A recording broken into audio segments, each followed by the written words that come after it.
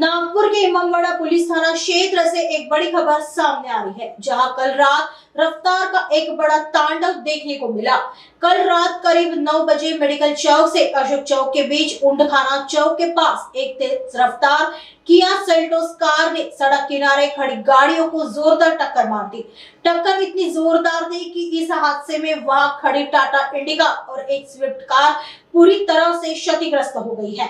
Police के अनुसार car चला रहे आरोपी, जिसकी पहचान रौनक कमलाकर उत्खेड़े सकदरा निवासी के रूप में हुई है, उसने अपनी गाड़ी से डिवाइडर के पास खड़ी 2 अन्य गाड़ियों को जोरदार टक्कर मार दी। इस मामले पर इमामबाड़ा पुलिस ने बताया कि हादसा चालक की लापरवाही और तेज रफ्तार की वजह से हुआ है।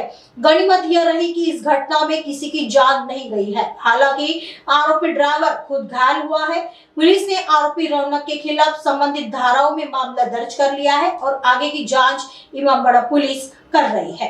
शहर में बढ़ती इस तरह की लापरवाही सड़क सुरक्षा पर बड़े सवाल खड़े करती है।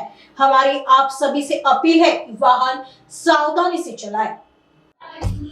इमामबाड़ा पोलीस स्टेशनच्या हद्दीमध्ये सकाळी 9च्या सुमारास मेडिकल चौक ते अशोक चौक या दरम्यान ऊंटखाना चौकाच्या पुढच्या साईडला एक कार चालक आरोपी रौनक उत्खेड़े यांनी वेगवानरित्या त्यांची कार चालवून डिवाइडरच्या कडेला पार्किंग असलेल्या कारला धडक दिली।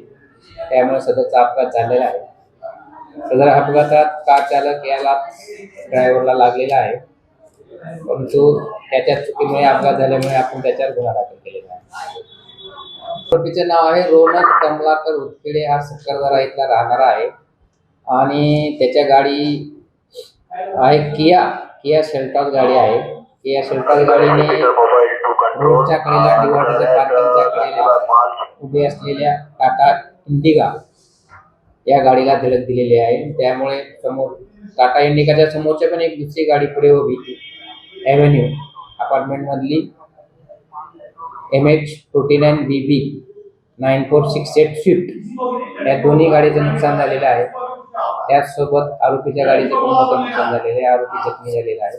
त्याच्यावर आपण गुन्हा दाखल केला आहे आणि पुढील कारवाई करतो। यामध्ये जीवितहानी कुठलीही झालेली नाही आणि आरोपी जखमी झालेला आहे, परंतु आरोपीच्याच चुकीमुळे सदरचा अपघात झाल्यामुळे आपण त्याच्यावर गुन्हा दाखल केला।